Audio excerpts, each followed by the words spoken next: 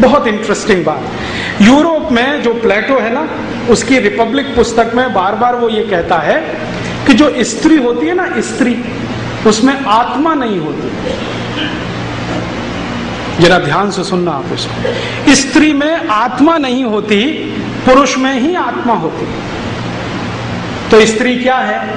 तो प्लेटो कहता है कि जैसे मेज है, कुर्सी है, टेबल है, फैन है, वैसे स्त्री वस्तु जैसी है। जब चाहो फेंक दो, जब चाहो उठा लो, उसमें आत्मा नहीं होती। वही प्लेटो अपनी किताब लॉज में लिखता है कि चूंकि स्त्री में आत्मा नहीं होती, इसलिए वो सत्य असत्य का विवेक नहीं कर सकती। क्या सत्य है, क्या असत्य है, क्या करने लायक है, क्या करने लायक नहीं है, तो उसका भेद नहीं कर सकती। इसलिए न्यायाधीश को आवश्यक है कि किसी स्त्री की बात को ना सुने। तो यूरोप में कानून बना कि कोई भी मुकदमे में स्त्री की गवाही स्वीकार नहीं की जाएगी।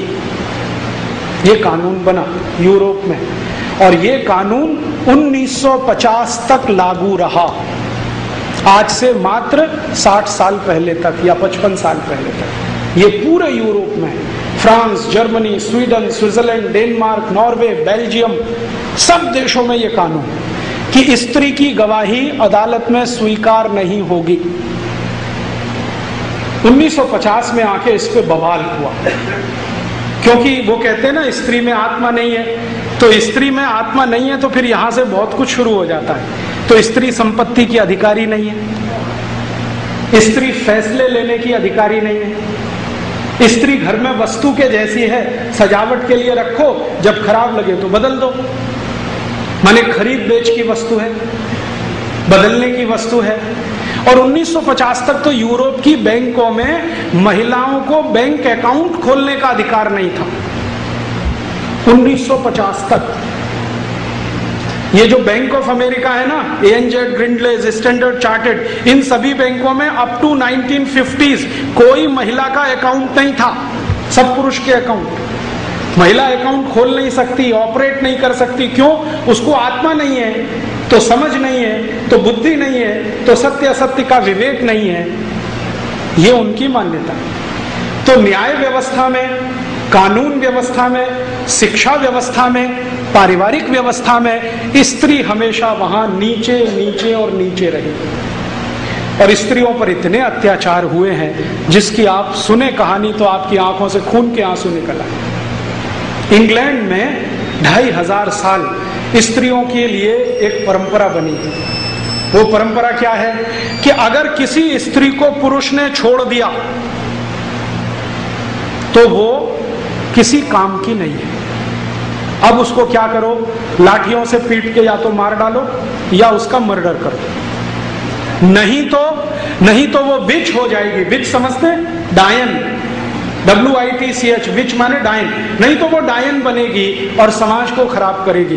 तो जिस स्त्री को पुरुष ने छोड़ दिया, या तो पत्नी के रूप में, या रखेल के रूप में जिसको कैप्ट कहते हैं, या कॉल गर्ल के रूप में, या वैश्याओं के रूप में, उन सब स्त्रियों को जलाकर मार डाला। आप सोच सकते हैं, एक दो नहीं, लाखों को। और यूरोप की इतिहास की किताबें भरी पड़ी हैं, कितने स्त्रियों को किस देश ने जलाया, किस साल में। इंग्लैंड में कितनी जलाई गई, स्कॉटलैंड में कितनी जलाई गई, न्यू साउथ वेल्स में कितनी जलाई गई, फ्रांस में कितनी जली, बेल्जियम में कितनी, जर्मनी में कितनी। फिर इन सब स्त्रियों ने इकट्ठा होके एक अभियान शुरू किया और उसका नाम है वीमेन्स लिबरलाइजेशन, स्त्री मुक्ति।